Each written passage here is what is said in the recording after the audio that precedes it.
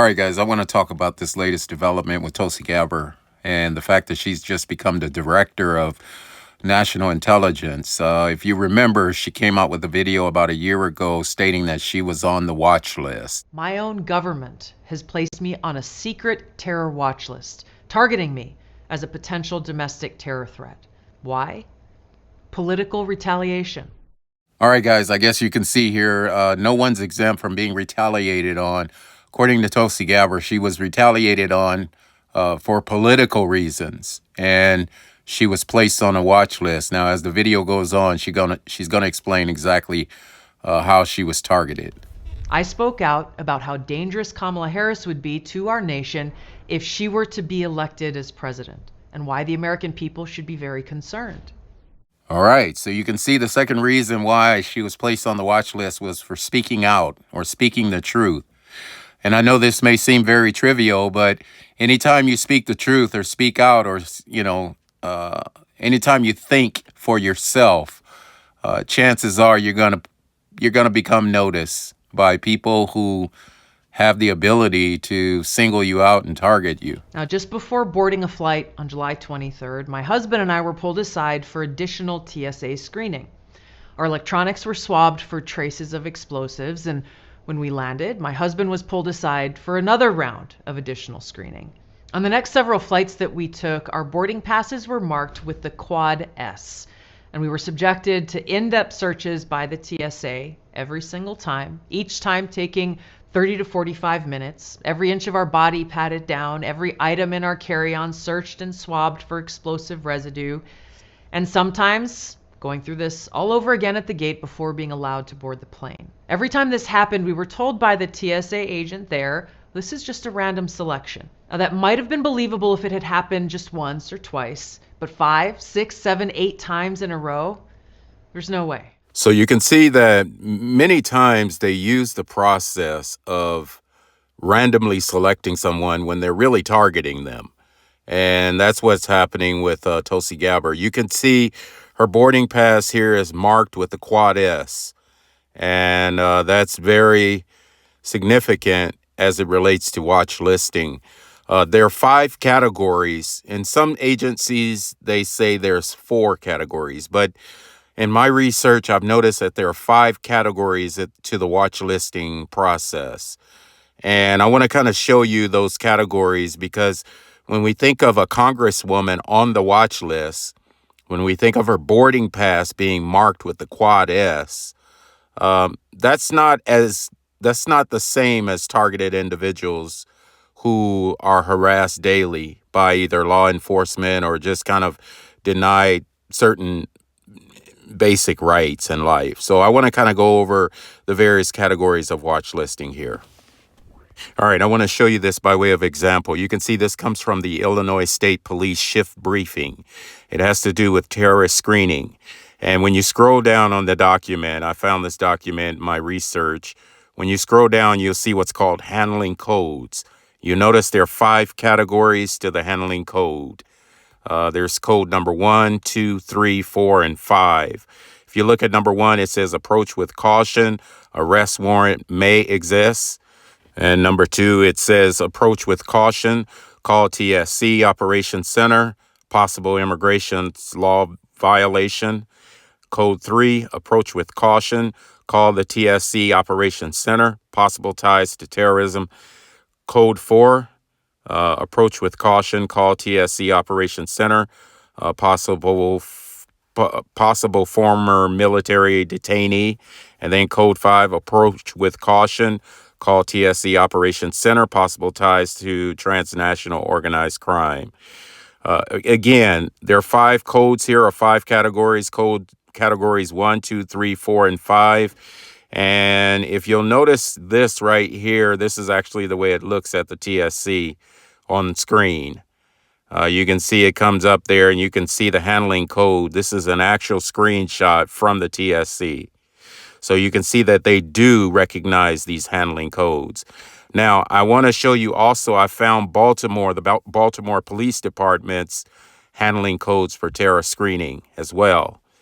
And when you look down at the definition there for the handling codes, there's only 4 in Baltimore, in the state of Baltimore, or Maryland, rather, the state of Maryland. You can see handling codes number 1. It's the subject is confirmed to associate with terrorism, and there's a valid outstanding arrest warrant. So the person has a warrant. Handling code number 2, the subject is of an investigative interest regarding their association with terrorism. Handling code number 3, this individual may have possible ties to terrorism. Handling code number 4, the identity provided by this individual may have possible ties with terrorism. So you can see in Baltimore, Maryland, they have 4 handling codes. In the state of Illinois, they have 5. This information went out to every police department. So all police departments in every county and every state have these instructions when they come in contact with someone who's on the watch list.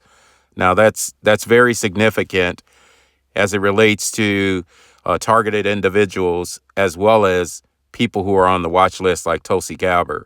Tulsi Gabbard would be handled under handling code number 2. In every state, on all the instructions, when you're under code number 2, so there's a call for, you call in the person's name, Tulsi Gabbard, and then it comes back. The subject is 1080 code 2. That 1080 code 2 is kind of alerting the police officer that this person has possible ties to terrorism outside of the U.S.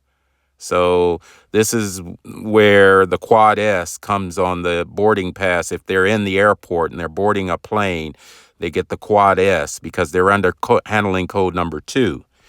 But most targeted individuals, and I would say 97% of the people on the watch list, are handled under handling codes 3 and 4. So they're just non-investigative subjects, basically. And another thing that I noticed in my research was that when a person gets a handling code under the category 1 or 2, anyone that's with the person, like if the person's married, in the case of Tulsi Gabbard, she came up as handling code number 2, but her husband was with her as well. And what I've noticed is that when you have a spouse or children or anybody that's with the person that's on the watch list, they automatically put them on under handling code number 3. So they become a non-investigative subject automatically just because they're with the person. So in other words, they will potentially detain the person, but they don't arrest the person. They detain for investigation, but they don't arrest the person and take them in as, possible terrorists. And that's significant. I think that's very significant because that way they can get away with harassing a lot of targeted individuals under the auspices of, we're just investigating. Where your name came up, and they will never tell you your name comes up on the watch list, but you will know that you're on some sort of list because you're constantly harassed. And that is what I've been trying to show both in my videos as well as in my research, that this is going on, and a lot of Americans are being placed on the watch list, specifically people who speak out or speak the truth, such as First Amendment auditors, such in the case of Tulsi Gabbard, who was retaliated on for political reasons, so on and so forth. The list goes on. I mean, it goes on and on and on. There are many people who are being targeted. This whole program is set up to retaliate on people secretly in a way where they can do it and not only not alert the American people that this is going on and it's a violation of the Constitutional and the Bill of Rights, but also they can get paid doing it because there is a lot of funding involved in the watch listing and the watch listing program. All right. I want to go back to Tulsi Gabbard here, just kind of show on the screen her boarding pass. You can see that she had the Quad S. Now, what exactly does that represent? I want to play a video here to explain it. Let them explain it themselves. A Globe investigation into a secret government program called Quiet Skies reveals that the Transportation Security Administration is putting air marshals on planes to surveil thousands of ordinary Americans. Under the Quiet Skies program, Air marshals follow and collect extensive amounts of information on some citizens and send that information to the TSA. The rules for selecting passengers for surveillance are broad. Documents obtained by the Globe show that air marshals are following citizens on domestic flights to or from cities like Boston and Washington, D.C., New York, and Seattle. They take note of whether travelers use a phone, go to the bathroom, chat with others, or change their clothes. They report on whether passengers eat, fidget, or have what they call a cold, penetrating stare. While air marshals typically have assisted the FBI and surveilled people on a terrorist watch list, Quiet Skies casts a wider net. So you can see that this program, the Quiet Skies, actually does exist, which means the watch list does exist, which means what Tulsi Gabbard told us is true. She was on the watch list, but the question still remains, how did she go from being on the watch list to now being Director of National Security or National Intelligence? I believe that because she was politically retaliated on, the only way that she could now become Director of National Intelligence is if she made a change politically, and which is what she did. That I'm proud to stand here with you today, President Trump, and announce that I'm joining the Republican Party.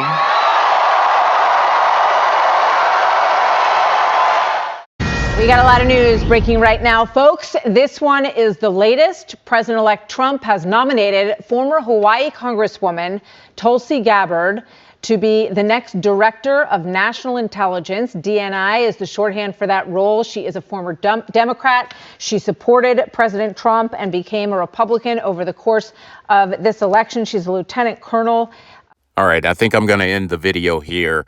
I was going to talk about this clip here, but I think I want to just end it here. I do want to encourage all targeted individuals to definitely write letters to Tulsi Gabbard, who now is Director of National Intelligence, and also directly to the White House, to the President Donald Trump, President-elect Donald Trump.